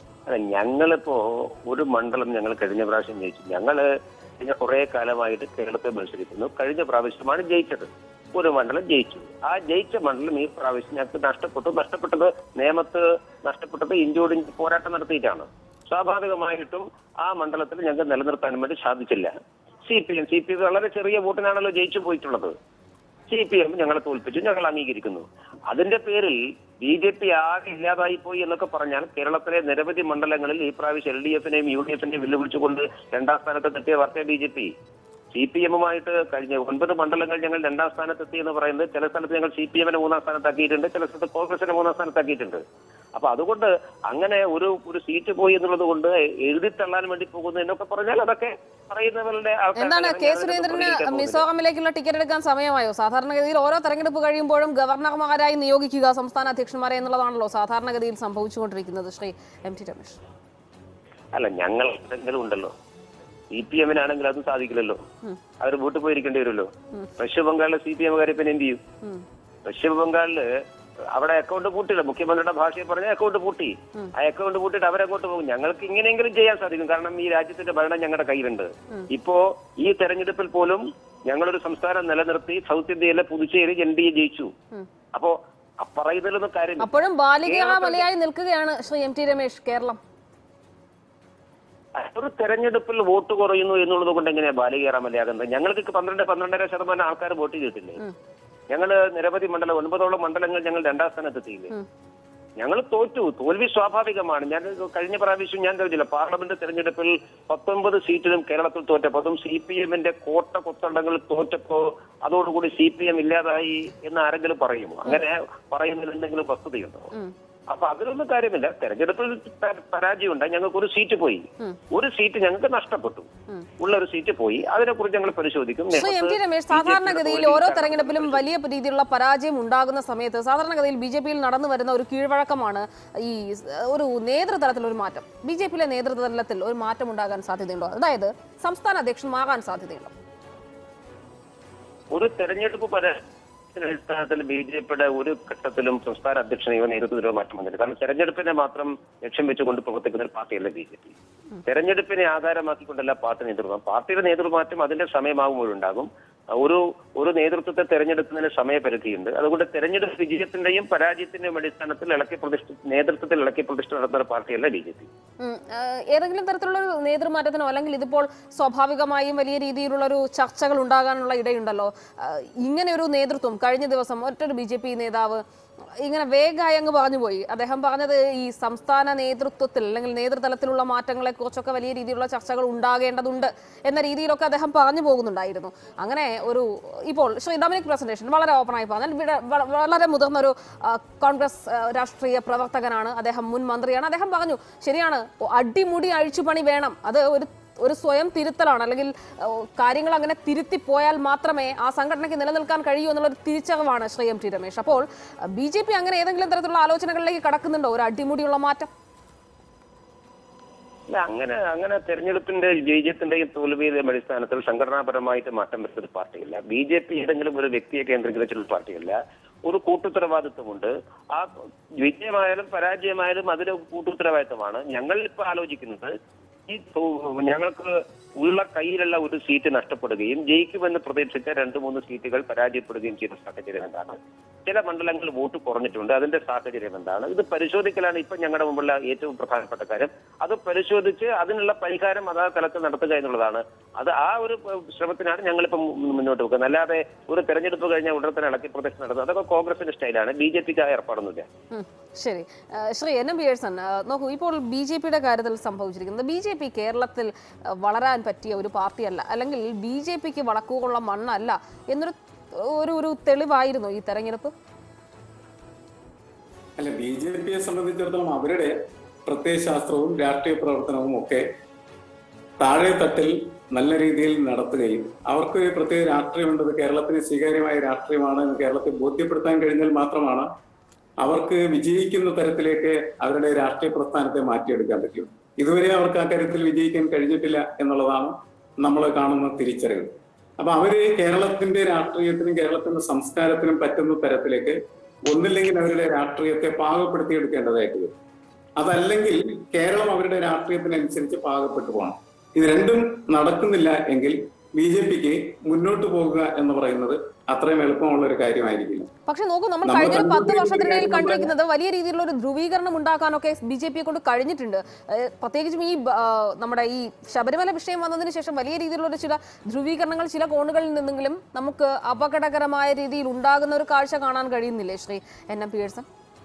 അല്ല, അതിന്റെ പ്രശ്നം ഞാൻ പറയുന്നത് വെച്ചാല് ഈ കേരളത്തിൽ ഇപ്പോഴും ഒരു പ്രത്യയശാസ്ത്രപരമായിട്ടുള്ള രാഷ്ട്രീയത്തിന്റെ പ്രസക്തിയെ സമ്പൂർണ്ണമായി നഷ്ടപ്പെട്ട അവസ്ഥ ഉണ്ടായിട്ടില്ല. അത് കോൺഗ്രസ് ആയാലും BJP ആയാലും അതേപോലെ തന്നെ കമ്മ്യൂണിസ്റ്റ് പാർട്ടികളൊക്കെ ആണെങ്കിലും അതിന്റെ ഒരു ചിട്ടവട്ടങ്ങളിൽ നിന്ന് തന്നെയാണ് മുന്നോട്ട് പോയിക്കൊണ്ടിരിക്കുന്നത്. അത് കുറച്ച് കുറയുന്നുണ്ട്. കുറച്ച് ഇങ്ങനെ കുറഞ്ഞു കുറെ നാൾ കഴിയുമ്പോൾ ചിലപ്പോൾ അത്തരത്തിലുള്ള ആശയത്തിന്റെ പ്രസക്തി നഷ്ടപ്പെട്ടു പോയേക്കാം. അപ്പോൾ വേറൊരു തരത്തിലേക്കുള്ള കൂടുതൽ ഞാൻ നേരത്തെ സൂചിപ്പിച്ച പോലെ കൂടുതൽ വോളട്ടൈലായ വ്യക്തതയില്ലാത്ത ഷാർപ്പ്നെസ് ഇല്ലാത്ത തരത്തിലേക്ക് നമ്മുടെ സൊസൈറ്റിയുടെ രാഷ്ട്രീയം മാറിത്തീരുമ്പോൾ മറ്റു പല ഘടകങ്ങളായിരിക്കും പിന്നീട് അതിനെ നിയന്ത്രിക്കുന്നത്. അങ്ങനെ ഉള്ള ഒരു കാലഘട്ടത്തിലാണ് ആർക്കും ഒന്നും പ്രത്യേകിച്ച് പറയാൻ പറ്റാത്ത തരത്തിലേക്ക് കാര്യങ്ങൾ പോകും. ശരി, വളരെ നന്ദി Shri NM Pearson, Shri Dominic presentation, Shri MT Ramesh, Shri Arunkumar, ഒപ്പം തന്നെ ശ്രീ ഷിബു ബേബി ജോൺ ചർച്ചയിൽ പങ്കെടുത്തതിന്. എഡിറ്റേഴ്സ് പൂർണ്ണമാകുന്നു. ഇടവേളയ്ക്ക് ശേഷം വാർത്തകൾ. നമസ്കാരം.